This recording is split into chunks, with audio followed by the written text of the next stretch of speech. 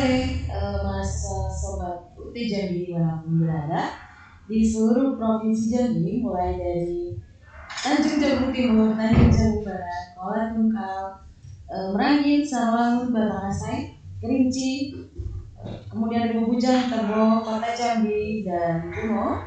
Kita balik lagi nih di acara live Instagram dan Facebook Universitas Terbuka Jambi.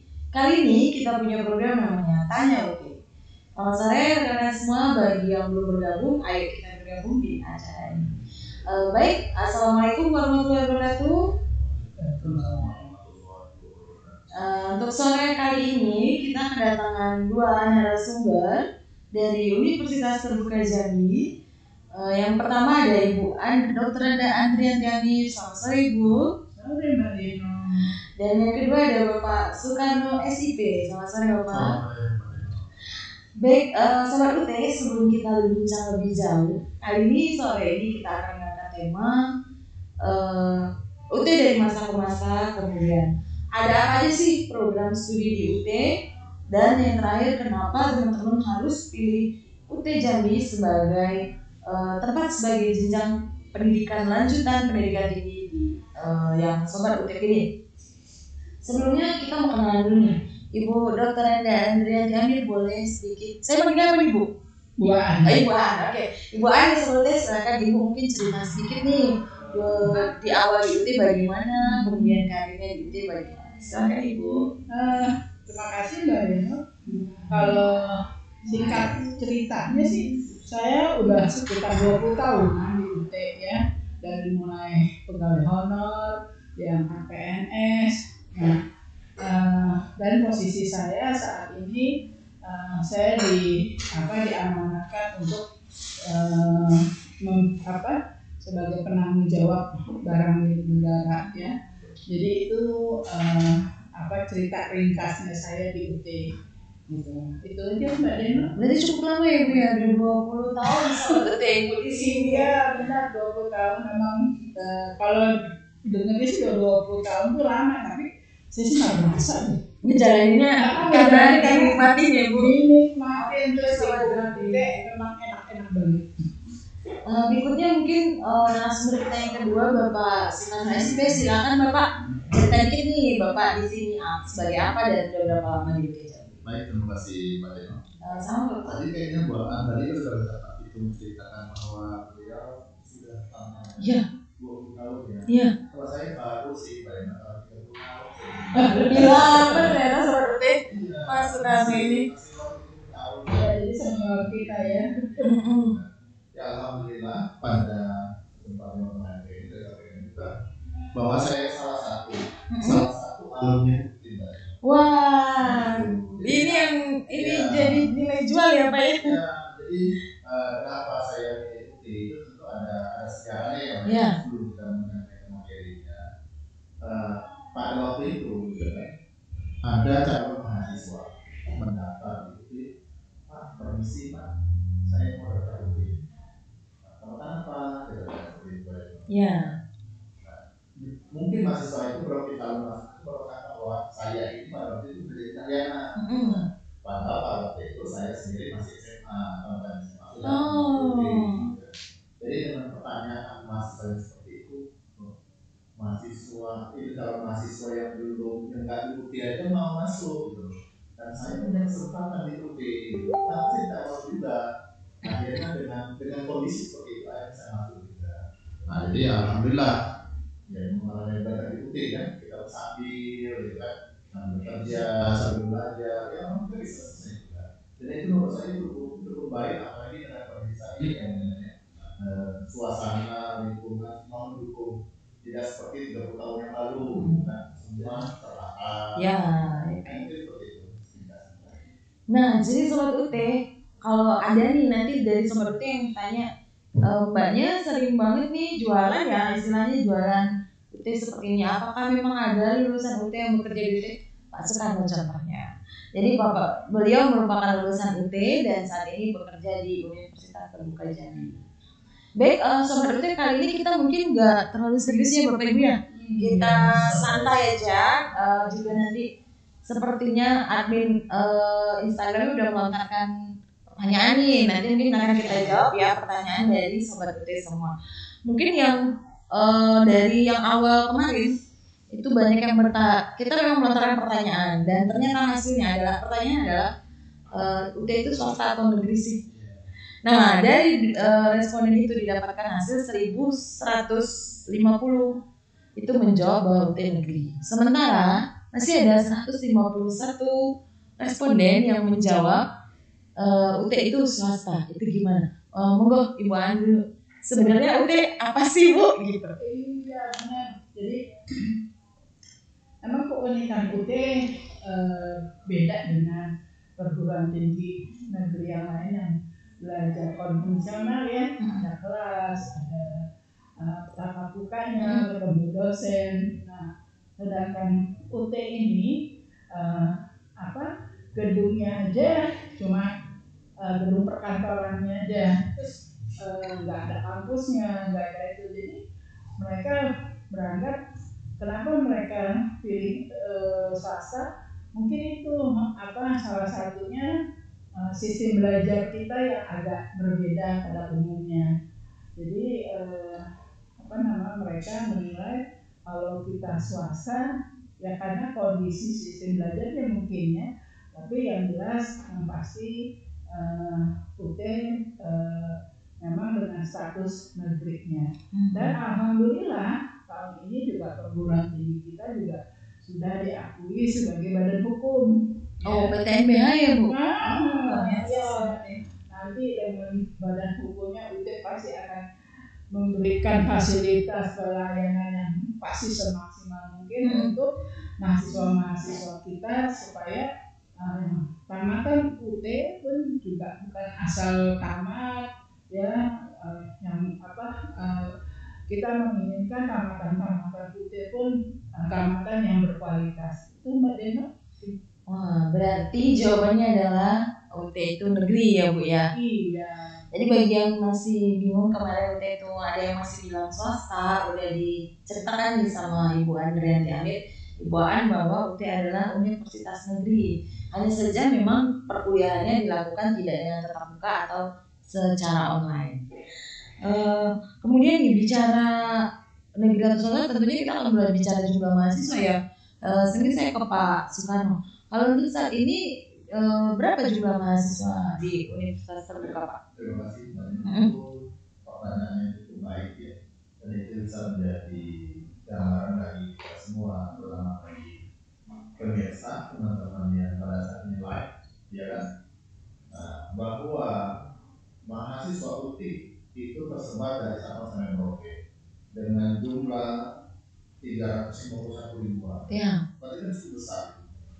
Tidak ada perguruan tinggi negeri maupun swasta di Indonesia.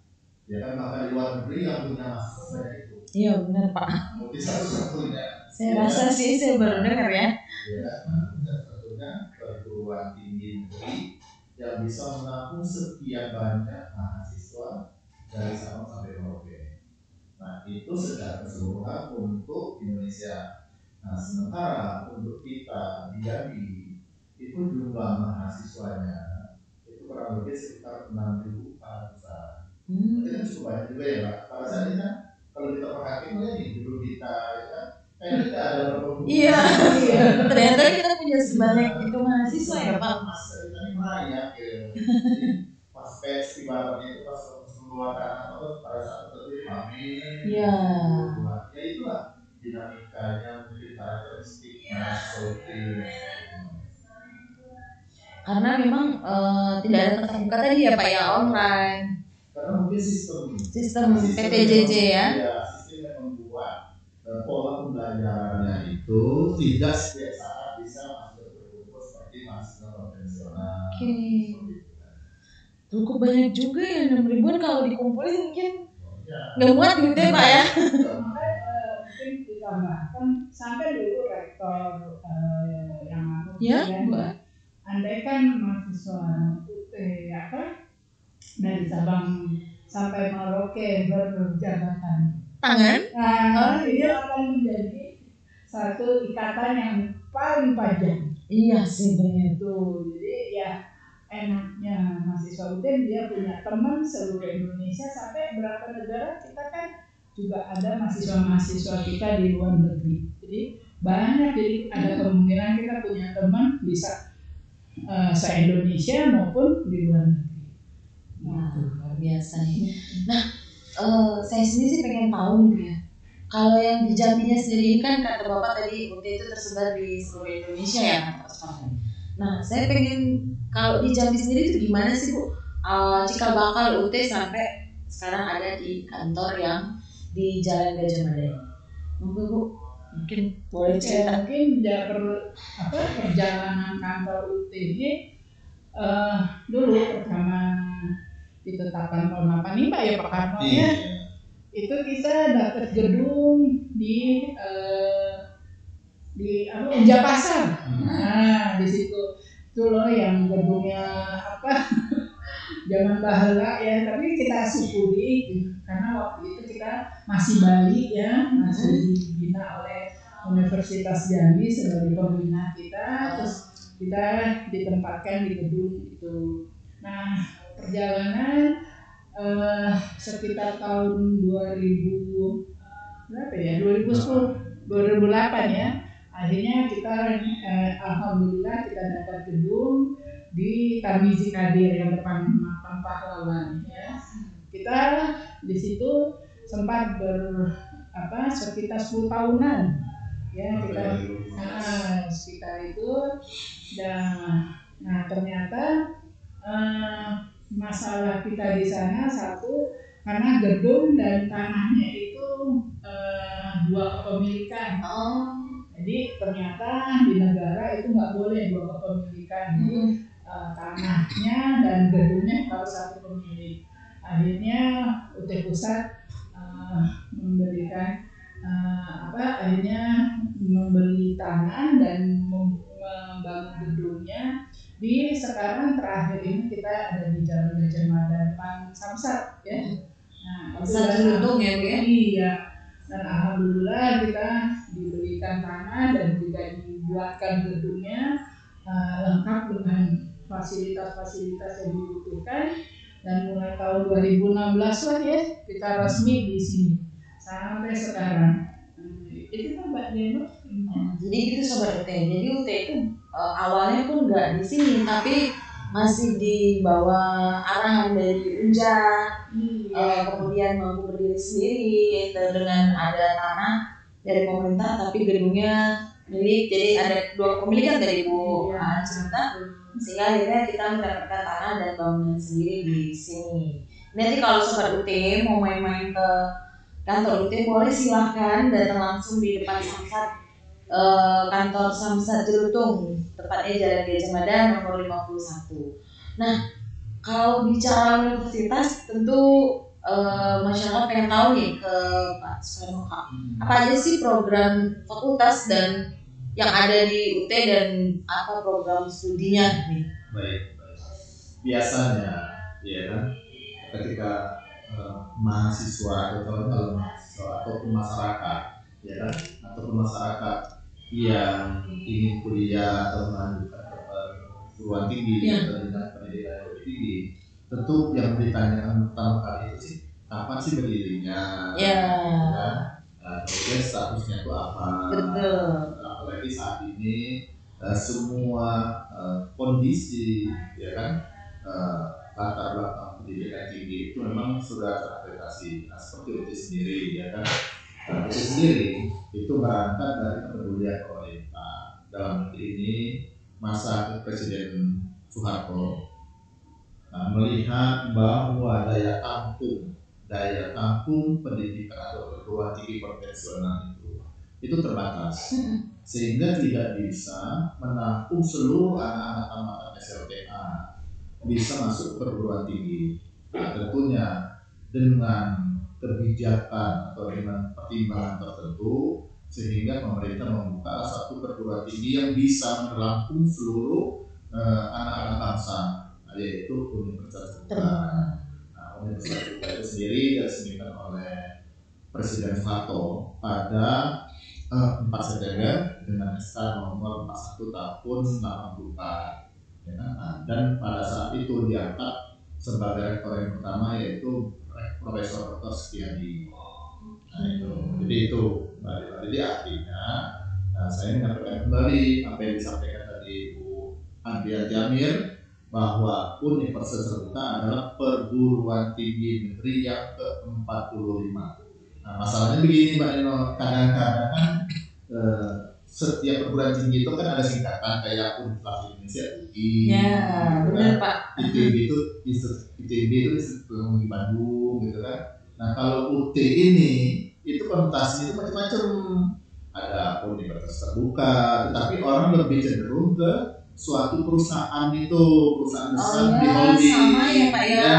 Saya itu singkatnya sama dia. Yes. Siapa sebenarnya ini kontraktor ya? Nah itulah, jadi mungkin di situ ya Pak Daniel. Jadi pendidikan tinggi yang seperti UT terapkan seperti ini dengan kondisinya seperti itu, nah, dengan singkatannya seperti itu kadang-kadang membuat orang sering bias gitu kan terhadap UT. Makanya kecenderungan itu kayak ke swasta gitu kan. Nah, makanya sampai saat ini seperti yang Mbak Dewa sampaikan tadi gitu kan, dari responden gitu kan sekitar 1000 sekian itu masih ada 100-an di zaman sekarang, sementara UT sudah berdiri 38 tahun gitu kan.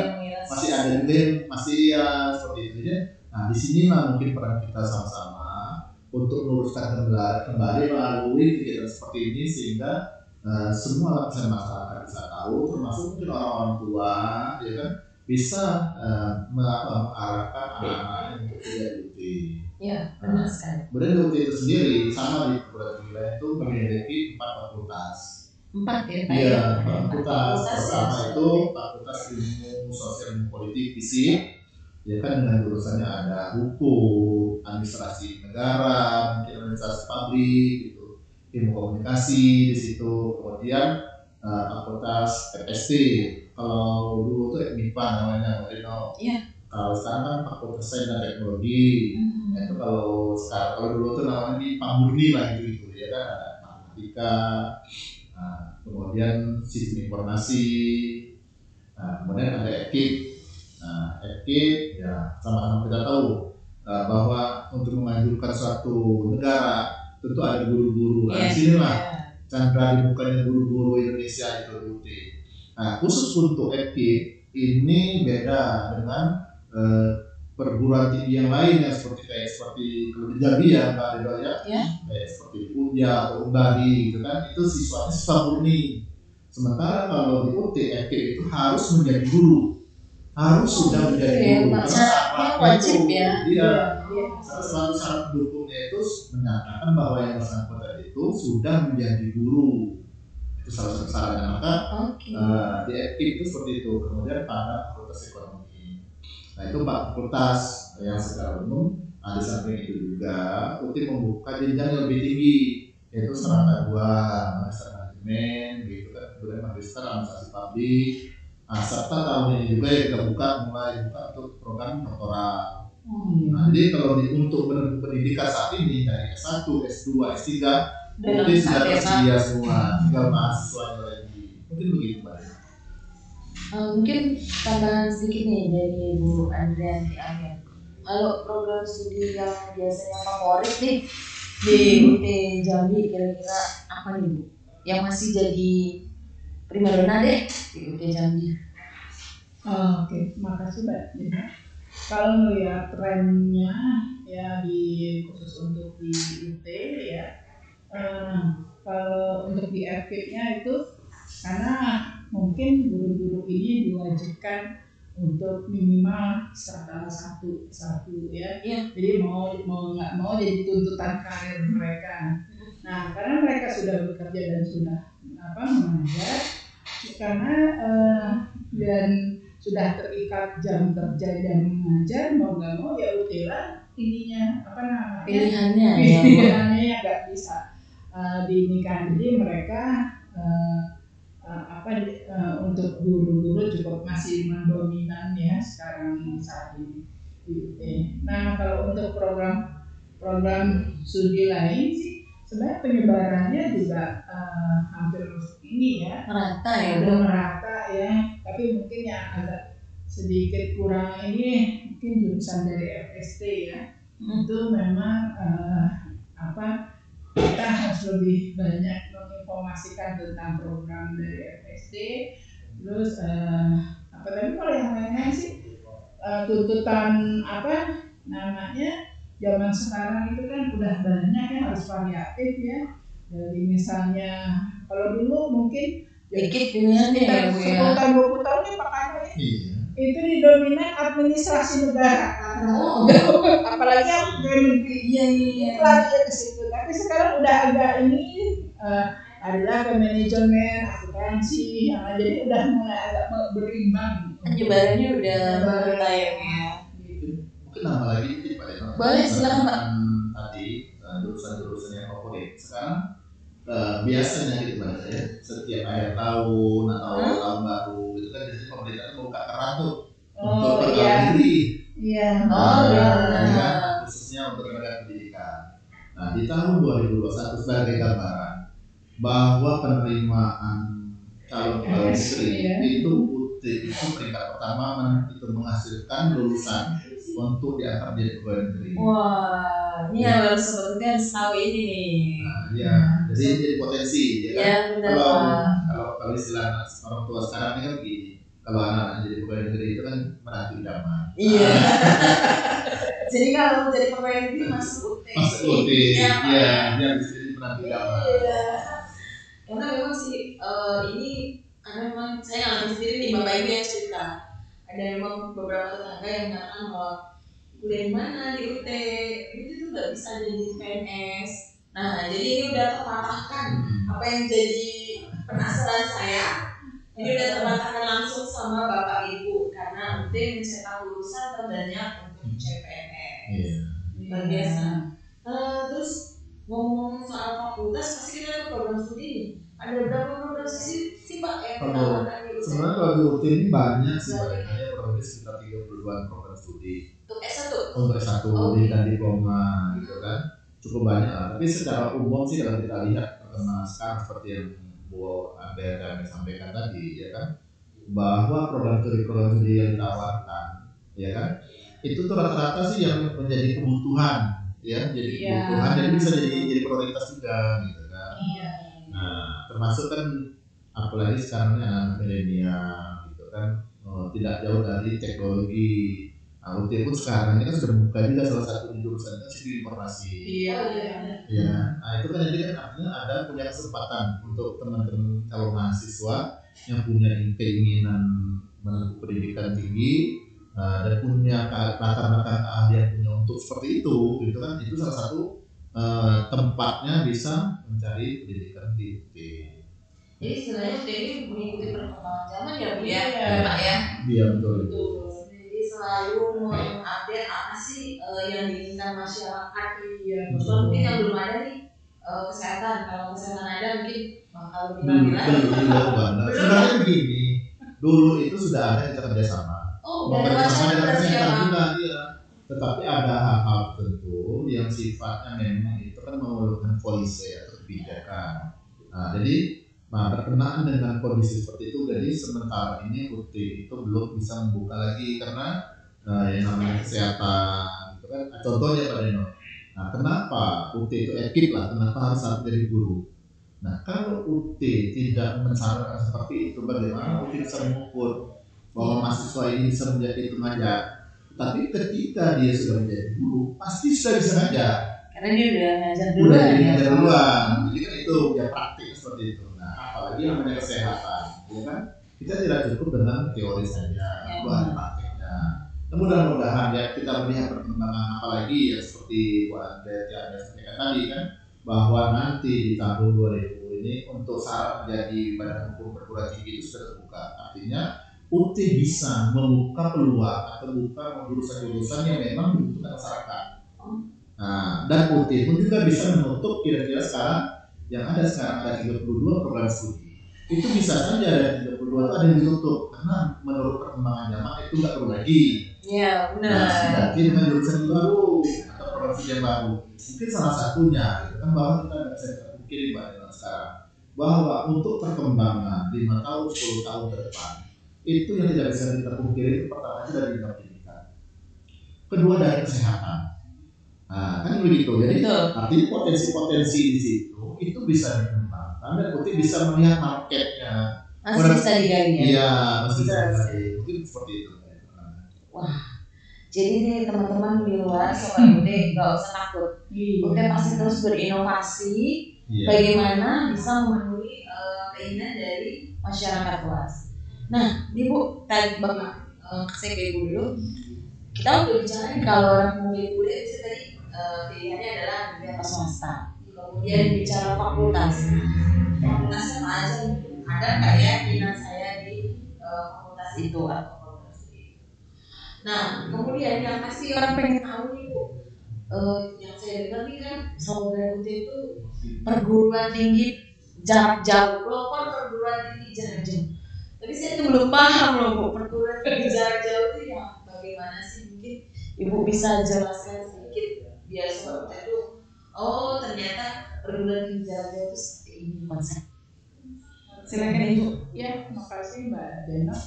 Nah, iya kita waktu pas waktu lahir diresmikan oleh pemerintah ya pada waktu itu Presiden Soeharto ya, konsepnya UT ini kan ceritanya mau menjangkau masyarakat Indonesia dari Sabang sampai Merauke yang jauh dari perguruan tinggi konvensional gitu. Jadi masyarakat Indonesia yang ada di pelosok itu juga bisa menikmati perguruan tinggi. Nah, akhirnya terbitlah si UT ini supaya masyarakat Indonesia bisa ikut pendidikan tinggi kan. Nah itu jarak jauhnya. Jadi konsep jarak jauhnya, kalau konvensional itu kan dia ada tatap muka, si yang bersangkutan harus datang ke kampus, harus perlu kos ya, harus kalau dia nggak tinggal di situ dia harus kos, dari kosnya pun perlu ongkos. Iya, benar sekali ya kan. Nah, sedangkan kalau di UT jarak jauhnya kita menggunakan media ya, belajarnya memanfaatkan media dan teknologi gitu kan. Waktu pertama berdirinya memang kita masih sifatnya menggunakan modul ya, jadi berurusannya dulu dengan kantor pos ya, mungkin yang alumni sekitar 10 tahun yang lalu itu merasakan ya Bu hal itu gitu kan. Terus nah kalau sekarang kan teknologi kita kan udah ini banget ya di Indonesia. Nah, itu pun nggak mau ketinggalan, dia harus lebih canggih, jadi semuanya dipermudah dengan teknologi. Jadi kalau jadi pokoknya kalau anak mahasiswa UT, saya mahasiswa UT sama dengan mahasiswa yang nggak bakat gitu ya. Jadi udah tahu gimana, seperti apa mengakses informasi, itu udah makanan mahasiswa UT. Nah cuma sekarang kalau saya ini kan tinggalnya di dusun, ketemu ini juga internet juga harus panjat pohon, terus ini gimana ya untuk bisa, jangan takut, kita tetap dulu ya kita tetap menyediakan bahan-bahan ajar itu yang berbentuk modul ya. Terus juga kita akan siap membantu kalau ada mahasiswa-mahasiswa kita yang dengan memahami materi yang tidak akan kita akan bantu. Jadinya misalnya UT itu memang didirikan dan untuk masyarakat Indonesia dari Sabang sampai Merauke, dari gunung sampai laut, pokoknya dimanapun Anda berada, kita siap melayani dan menjangkau yang tidak terjangkau ya Bu. Luar biasa. Jadi teman-teman nggak perlu, sobat UT di rumah nggak perlu langsung down ketika saya jauh rumahnya, belum mikir kayak yang bilang tadi kos, ongkos, berbagai macam itu tidak perlu lagi terpikirkan oleh sobat UT kalau ngambilnya di UT, kuliahnya di UT. Nah, tadi udah PTJJ, jadi benar-benar UT ini salah satu pelopor perguruan tinggi jarak jauh negeri dan diakui oleh pemerintah, itu UT. Jadi Sobat UT nggak perlu ragu lagi kalau ada yang ragu, masa sih bisa perguruan tinggi jarak jauh apakah resmi? Nah tadi udah dijawab semua sama Ibu Adriani bahwa UT negeri pelopor pendidikan tinggi jarak jauh dan diakui. Nah mungkin ini ada saya ke Pak Sukarno. Setelah penjelasan dari Bu An tadi Pak tentang PTJJ, pasti ada teman-teman yang nanya apa sih bedanya perguruan tinggi jarak jauh sama kelas jauh. Kita sering dengar istilah itu ya Bapak Ibu ya. Itu gimana tuh Pak? Baik Mbak Reno, itu bagus sekali sebenarnya pertanyaannya kan. Kita yang awam itu kadang-kadang merak itu ya agak ragu sih apa sih bedanya perguruan tinggi jarak jauh atau dengan kelas jauh. Nah ini seperti tadi sudah disampaikan bahwa UT ini berangkat dari kepedulian pemerintah untuk wanita bangsa, ya kan? Nah UT dari awal dari pendirian dari tahun 84 itu sudah diplot begitu, diplot bahwa UT ini adalah satu-satunya perguruan tinggi yang menyelenggarakan pendidikan jarak jauh. Yang menyelenggarakan pendidikan jarak jauh. Beda dengan kelas jauh. Ya, nah, kalau pendidikan jarak jauh contohnya, artinya semua perangkat pembelajaran itu sudah diciptakan lebih dulu. Contoh, setiap perguruan tinggi biasanya kan ada lambangnya perguruan tinggi gitu kan. Nah seperti UT, coba kalau kita perhatikan nama UT itu kan ada semacam parabola. Ya. Nah seperti kita ketahui bahwa UT di UT Indonesia itu menjangkau dari Sabang sampai Merauke. Indonesia memiliki 17.000 pulau, ya kan? Nah kemudian 2 juta kilometer persegi lautan yang harus disampaikan informasi ini dalam waktu yang bersamaan. Nah bagaimana untuk kelas jauh? Tidak akan bisa. Maka sistem atau pendidikan belajar jarak jauh atau PTDJ itulah yang ditetapkan oleh pemerintah melalui universitas terbuka. Nah sementara kelas-kelas jauh ini adalah sebenarnya kalau dalam peraturan pemerintah itu tidak diperkenankan. Tidak diperkenankan. Nah, contohnya ada suatu perguruan tinggi, dia aslinya itu perguruan tinggi konvensional. Artinya perguruan tinggi konvensional mahasiswanya datang ke kampus. Ya, benar. Gitu kan? Betul. Nah, bukan kampus yang mendatangi mahasiswa. Kita kembali. Nah, disinilah bedanya kelas jauh itu dengan pendidikan jarak jauh yang UT. Nah, jadi kalau seandainya teman-teman calon-calon mahasiswa UT begitu, kalau ada perguruan tinggi konvensional membuka kelas jauh, itu perlu dipertanyakan, ya kan? Nah, dari mana urgensinya, bagaimana legalitasnya, apalagi sekarang ya kan semua perguruan tinggi baik negeri maupun swasta, semua program studi itu akan terakreditasi melalui Badan. Nah, dari akreditasi itu akan ketahuan apakah ini perguruan tinggi negeri bisa membuka kelas jauh, atau kayak perguruan tinggi yang memang awalnya diciptakan memang untuk pendidikan jarak jauh. Nah, disitulah bedanya antara kelas jauh dengan jarak jauh. Berarti memang sudah diakui nih ya sama PTJJ. Jadi bukan kelas jauh. Kalau kelas jauh seperti yang disampaikan Pak Sukarno tadi, ada kelasnya tapi jauh. Nah, dan itu kita juga harus tanya dulu ya Pak ya. Nah, tadi disinggung sedikit nih sama Pak Sukarno, Bu Andrianti. Kalau masalah sudah dibahas semua nih, udah negeri, kemudian PTJJ-nya resmi diakui, fakultas yang tadi disampaikan dengan pilihan banyak program studi. Bagaimana dengan akreditasi program studi di UT? Oh, ya Bu, yang pasti banyak sobat UT. Saya mau masuk kerja, tapi perusahaan mensyaratkan akreditasi untuk program studi saya A, B, gitu. Itu gimana Bu? Kalau untuk UT sendiri? Artinya gini, untuk apa? Ini ya kalau mau masuk perguruan tinggi atau apa, kita teliti dulu ya. Walaupun itu katanya statusnya perguruan tinggi negeri, setiap jurusan itu ada akreditasinya. Jadi tidak menjamin perguruan tinggi negeri itu terakreditasi sesuai dengan yang kita butuhkan ya gitu ya. Nah, alhamdulillah UT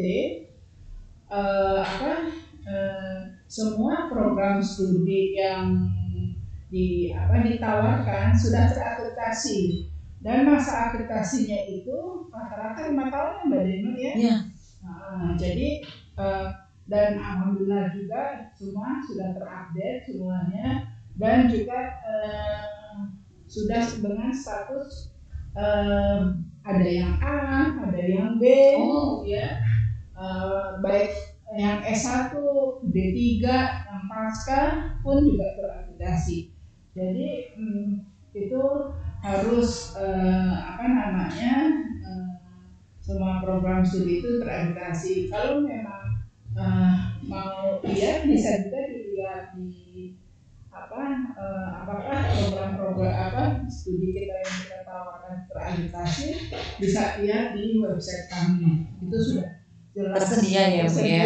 Ya, jelas gitu kan. Jangan takut deh kalau untuk akreditasi. Ya memang sih kata Mbak Deno benar ya. Sekarang kalau kita bekerja ya, benar Bu. Mereka pasti menginginkan perguruan tinggi yang kita tempuh itu terakreditasi atau enggak gitu. Itu aja sih ya. Oke. Berarti udah terakreditasi ya Bu ya ini ya UT-nya. Iya. Untuk akreditasinya sendiri Bapak mungkin ada yang mau ditambahkan, UT udah apa nih, ada berapa program? Baik, tadi menambahkan dari Silakan Bapak. Yang disampaikan itu yang pertanyaan dari Mbak Deno juga ya benar juga gitu kan. Jadi kalau kita ingin melanjutkan ke perguruan tinggi atau jenjang pendidikan tinggi, kita bukan hanya meraih selembar ijazah atau selembar kertas. Benar sekali. Tapi bagaimana ketika ijazah itu bisa kita gunakan. Nah, penggunaan ini itu ada yang sifatnya legal formal. Artinya begini bahwa kita masuk ke suatu institusi mensyaratkan bagaimana sih aplikasi kemudian aplikasi program studinya, gitu kan. Nah, kemudian ada seperti di UT tadi rata-rata itu aplikasi program studinya itu A dan B, Mbak Deno. Tetapi ada satu program studi di UT itu yang masih C, karena ini masih baru. Sistem informasi. Informasi itu masih baru kan, baru berapa semester. Biasanya kalau di semua perguruan tinggi ketika program studi ditawarkan baru itu tidak akan langsung karena belum ada lulusan ya Pak. Belum ada lulusan. Itu makanya di UT walaupun sekarang saya mau masuk di UT gitu loh, mungkin yang pada saat yang bersamaan ini ada teman-teman yang sedang dapat brosur dari UT melalui promosi kita gitu kan, jadi masih sini gitu kan. Ini bagaimana nanti itunya tuh artinya kejelasannya biasanya berdasarkan pengalaman kita selama ini, ya kan. Ketika promosi dibuka itu memang biasanya itu sih. Tapi UT tidak mungkin, ya kan, tidak mungkin akan membiarkan jurusan atau program studi yang ditawarkan dan itu merupakan program studi favorit itu dibiarkan di sini. Kenapa Mbak Deno? Ketika satu program studi akreditasinya di bawah B, yaitu C contohnya, UT harus menginduk ke perguruan tinggi lain yang membuka jurusan yang sama dengan akreditasinya yang lebih tinggi. Nah, jadi nanti pada gilirannya kalau mengeluarkan itu nilainya itu bukan dari UT, dari perguruan tinggi yang mempunyai bobot akreditasinya lebih tinggi. Dan selama ini UT belum pernah seperti itu. Artinya ketika mahasiswa lulus dari UT, akreditasinya itu sudah bisa dipertanggungjawabkan dan UT akan mengeluarkan sendiri akreditasinya dengan nilai B dan A yang sama ini sudah kita buktikan dan bisa kita lihat. Ya, seperti yang disampaikan Bu Anda bisa lihat di website langsung bisa download sertifikatnya. Betul. Oke Bapak Ibu, mungkin sebelum kita kayaknya pertanyaan udah banyak nih yang masuk. Biasa antusiasnya terakhir sebagai closing statement nih, saya minta dari Bapak dan dari Ibu. Kalau ada yang bertanya lagi ke Bapak atau Ibu Sobat UT, kenapa kami harus memilih UT? Apa nih yang bisa Bapak Ibu yakinkan ke mereka bahwa kalian harus pilih UT? Monggo Ibu dulu, mungkin habis itu Bapak sekarang. Yang jelas gini ya, alumni kita sudah terbukti ya, dari alumni kita, dan kita juga sampai sempat mendapatkan diterima sebagai PNS yang terbanyak, banyak bukti dan juga. Nah, artinya kita mengelola perguruan tinggi ini dengan keseriusan, dengan ini. Jadi kalau memang apalagi kalau kita punya kesibukan ya, yang sudah bekerja, yang sudah berkeluarga, nah yang layak tempat untuk kita menambah ilmu atau menimba ilmu itu cuma UT gitu loh. Iya. Ya, Fleksibel. Iya, dengan sistem belajarnya yang fleksibel, kapanpun dimanapun. Setuju. Ya, jadi buat semua sobat UT ya, jadi jangan ragu-ragu ke UT kalau memang jangan takut, misalnya UT pasti bisa membantu dalam arti tidak mengikat pertemuan segala macam. Jadi datanglah ke UT ya. Bapak sekarang apa nih posisi? Boleh silakan.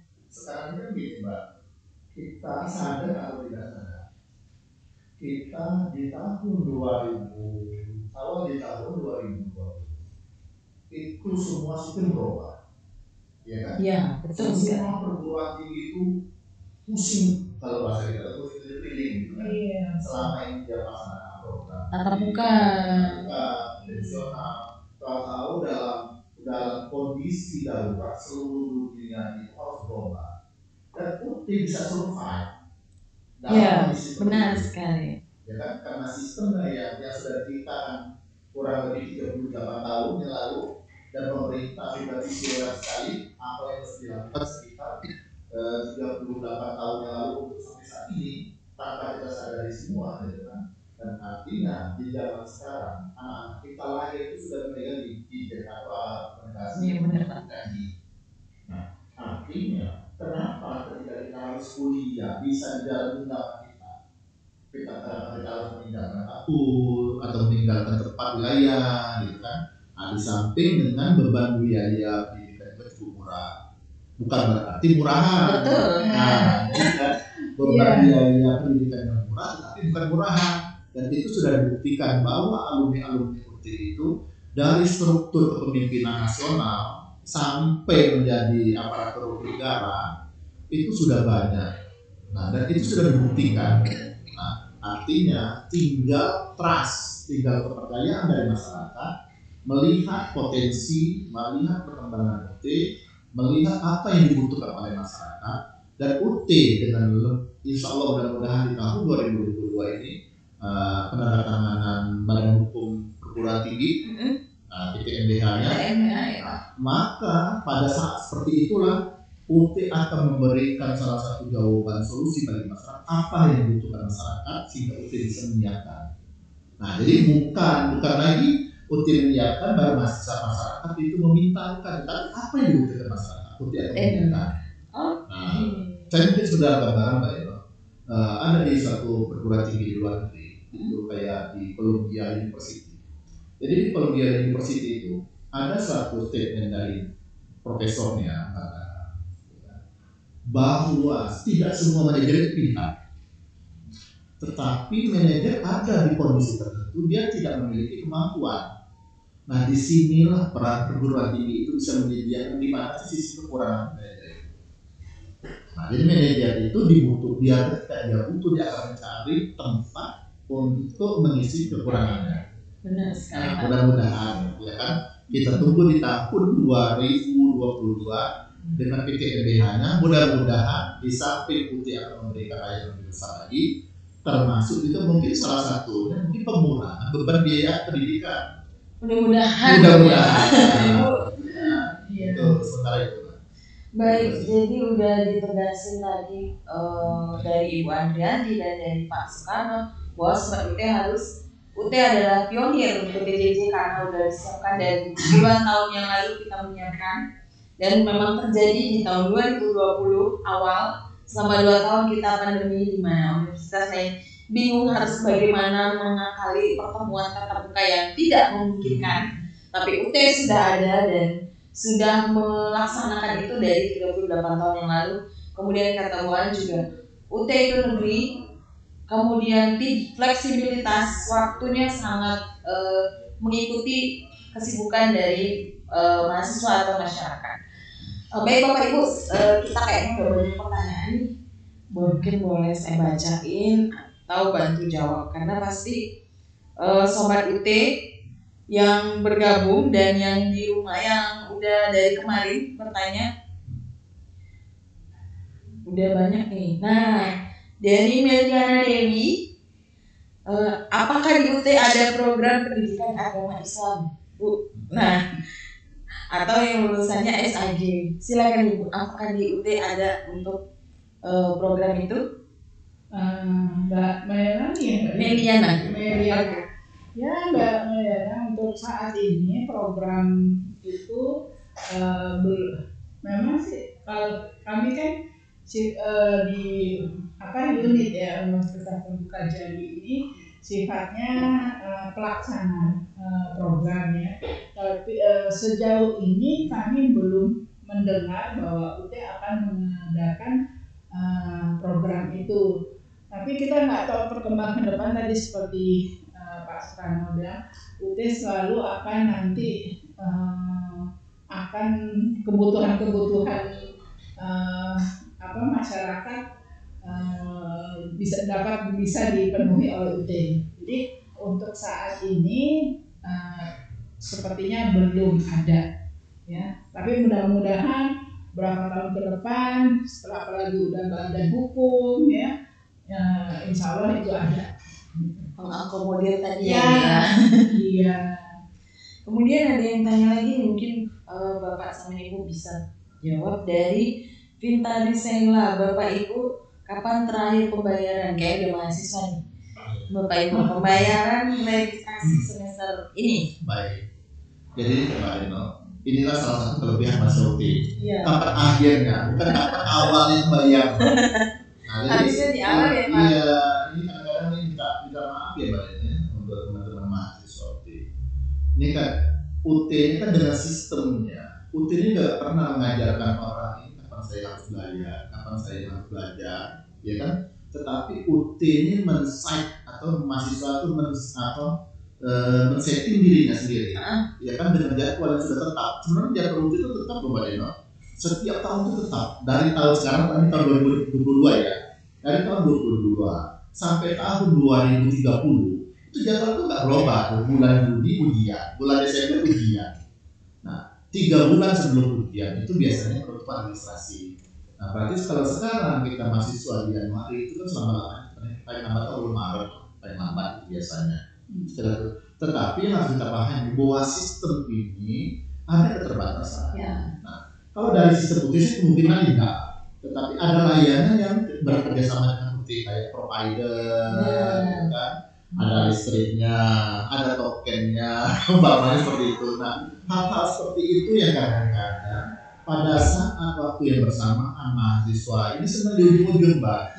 Nah, itu ya, Mbak. Iya, sebenarnya akibatnya habis waktu kita itu energi kita habis dengan waktu yang seperti itu. Ini pengalaman saya Mbak ya, saya mungkin sebagai gambaran gitu ya, supaya jadi mindset mahasiswa itu kita ubah kembali gitu. Jangan kita sampai akhir kan. Jadi ketika kita sekarang ini kita kan ujian setelah ujian. Sebenarnya kan ketika kita sudah ujian, contohnya masih semester 1, dia pasti semester 2 mata kuliahnya ini, gitu loh. Nah sebenarnya ketika dia sudah seperti itu kan sudah tahu berapa kos biaya yang harus dikeluarkan. Nah dari kos biaya yang dikeluarkan itu saya kira-kira kapan ya uangnya? Bukan kapan ya saya di akhir membayar ya, begitu. Nah kenapa saya sebutkan seperti ini Mbak Deno? Karena dengan kondisi seperti itu semakin cepat kita membayar, semakin waktu belajar itu semakin panjang. Karena kan kita tidak pernah diarahkan oleh putih, kamu belajar, kamu harus itu sungguh-sungguh nih, waktu ternyata enggak. Tetapi waktu yang ada bisa kita gunakan sedemikian rupa sehingga pada gilirannya ketika kita ujian itu kita udah siap gitu loh. Nah ini yang mindset seperti ini perlu kita ubah. Jadi kapan Mbak paling cepat? Nah itu juga jawabannya tuh. Cepat berarti Pak. Iya. Kalau perkiraan mungkin antara Februari. Iya, Februari. Gitu ya. Tapi kalau bisa ada cepat kata Pak Sono, Kenapa harus ditunda tunggu Februari? Iya, kalau ada yang lamar cepat apa itu tertunda Iya, ya? benar Pak. Kemudian ada lagi nih dari Facebook, ada program dokter enggak Bu untuk pendidikan. Silakan dari Marianis, Ibu Marianis. Oke, Bu Marianis, yang jelas tahun ini ya baru kita membuka gelar S3 ya atau dokter, dan program studinya baru dua ya kita. Jadi ya mungkin bertahap ya. Istilahnya karena kan program S3 itu enggak istilahnya enggak main-main ya, persiapannya cukup harus ini, izinnya segala macam ya. Tapi kita akan ke sana, pasti standarnya perguruan tinggi universitas kalau untuk jenjang pendidikan itu dari D3, S1, S2, S3, dan mungkin SS berapa lagi 10 tahun ke depan ya. Tapi kita akan pasti ini kan ya. Tapi yang jelas kita baru 2 program studi di kedokteran ya, S3-nya gitu. Terima kasih Bu. Jadi ada program dokter tapi mungkin sekarang masih bertahap ya Ibu Marianis. Kemudian ada gini, di UT bisa online semua kan Pak belajarnya? Sekarang pertanyaannya dari siapa nih?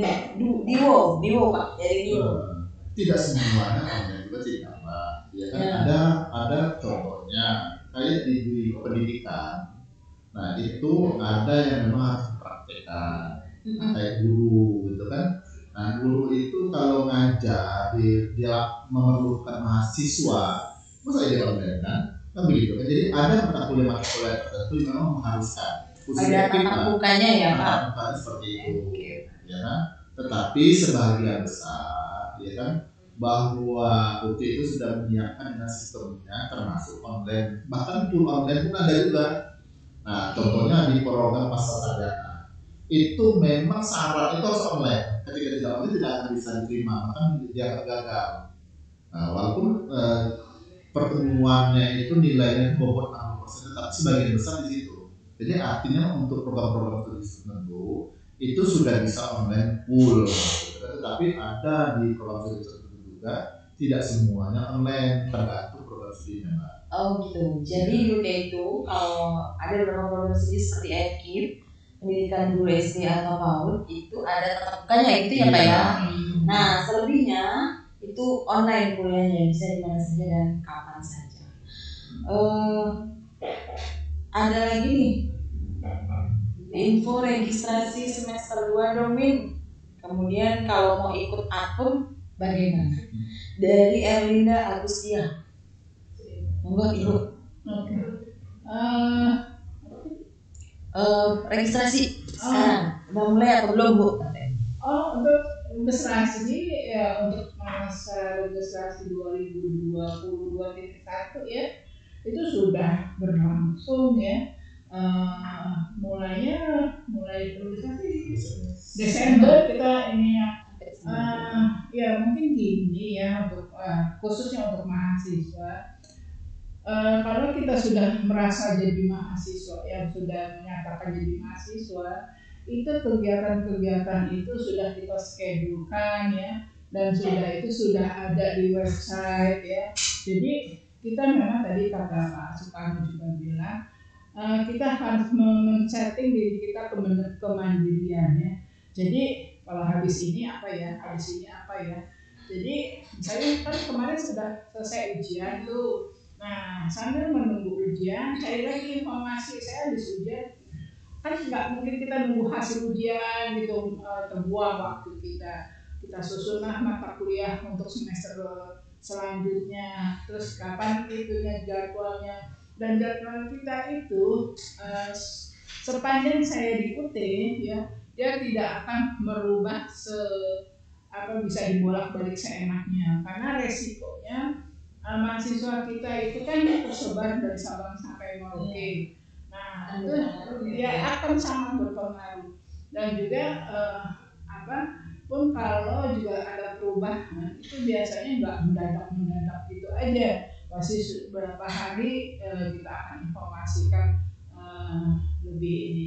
Jadi ya kita minta yang mahasiswa UT yang sedang mengikuti acara ini ya, biasakanlah men-setting diri kita, ikutilah jadwal-jadwal UT yang ada bisa dibuka di website kita ya kan.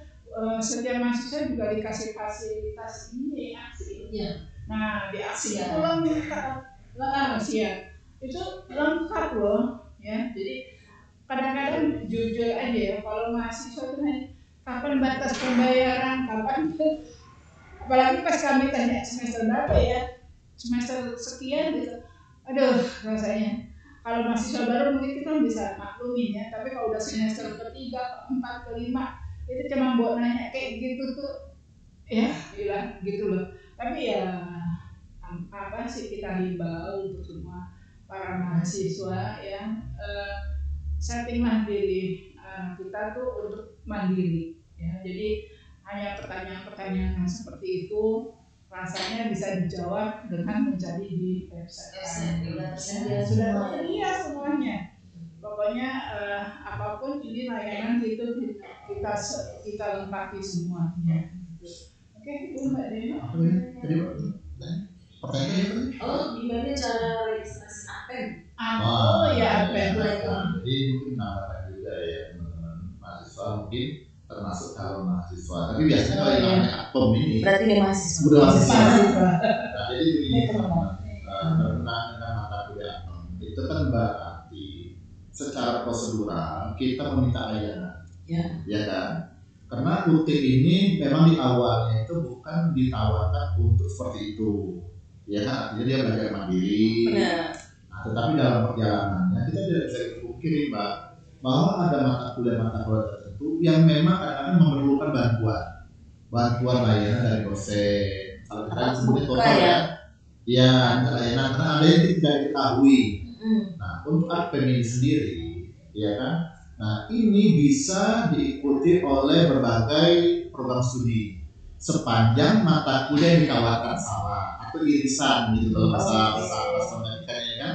Contohnya kayak agama pendidikan agama Islam contohnya itu ada di jurusan manajemen, ada di jurusan administrasi negara. Nah, itu mahasiswa yang ingin ikut mata kuliah atau APEM itu bisa mendaftar mata kuliah APEM, tetapi tentunya harus dipahami dulu ketika dia mau ikut APEM dia harus mendaftar registrasi mata kuliah itu dulu. Ada persyaratan syaratnya dulu ya Pak. Tapi registrasi tidak, karena mau APEM itu harus registrasi dulu, dasarnya dari situ. Nah kemudian untuk biaya APEM itu sendiri satu mata kuliah dikenakan biaya 150.000 dan untuk satu kelas itu minimal sekitar 25 orang lah Mbak Neno. 25 orang iya, bisa kita buka kelas. Sudah kelas bisa. Mungkin seperti itu penambahannya. Ada ditambah dengan registrasi. Jadi sebenarnya untuk mahasiswa UT maupun teman-teman yang calon mahasiswa UT ini terbuka sepanjang masa setiap hari, setiap saat. Nah, jadi tidak ada penutupannya. Cuma dibatasi ada waktu untuk ujian. Nah, begitu. Jadi umpamanya sekarang kita di tahun 2022.1 istilahnya itu semester satunya. Nah itu kan ujiannya sekitar bulan Juni, biasanya minggu kedua minggu ketiga. Nah untuk bisa itu ujian di bulan Juni, minggu kedua minggu ketiga itu mahasiswa itu sudah terdaftar atau sudah membayar biaya pendidikan selama lama itu awal Maret lah. Iya. Nah ketika mahasiswa bisa bayar sih bulan April bisa, tetapi ujiannya bukan Juni lagi, di bulan Desember nanti. Ikut semester berikutnya ya Pak.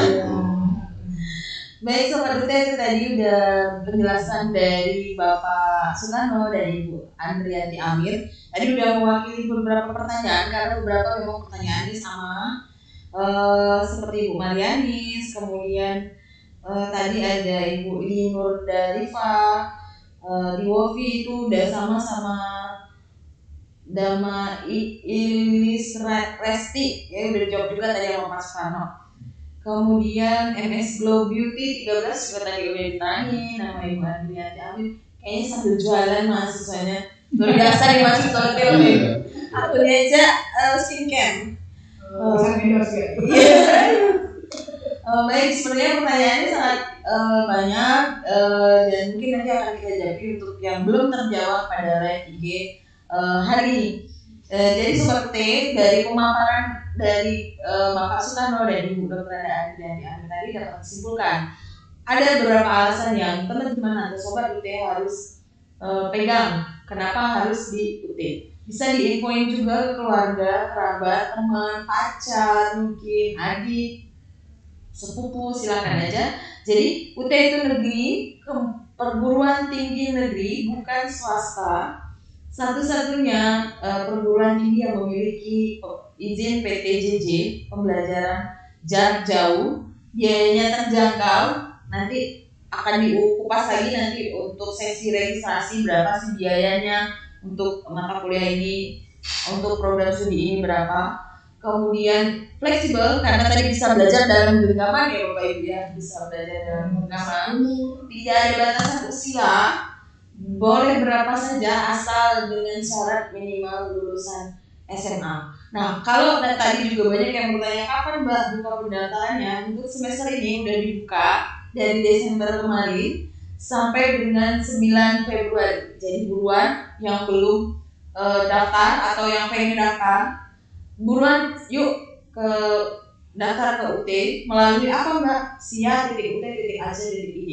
Kalau ada yang terkendala, saya terkendala Mbak, saya di Sarolangun misalnya, Bungo, Tebo atau di Bujang, kita punya namanya pengurus Pokja, kelompok belajar yang ada di setiap kabupaten di Provinsi Jambi, mulai dari Kerinci, Merangin, Sarolangun, Rimbo Bujang, Tebo, Batang Asai, Bungo, Tanjung Jabung Barat, Tanjung Jabung Timur, Tungkal Ulu, Kota Jambi, Tanjung Jabung Timur tadi saya, dan Batanghari udah ada belum ya, belum kayaknya Bu. Oh ya, Batanghari ada, dan Muaro Jambi itu yang ke kota. Atau mungkin terkendala juga Mbak, bisa datang langsung ke sini, nanti akan dibantu petugas. Kita ada ruangan di sini untuk Bapak Ibu bisa mendaftar secara online.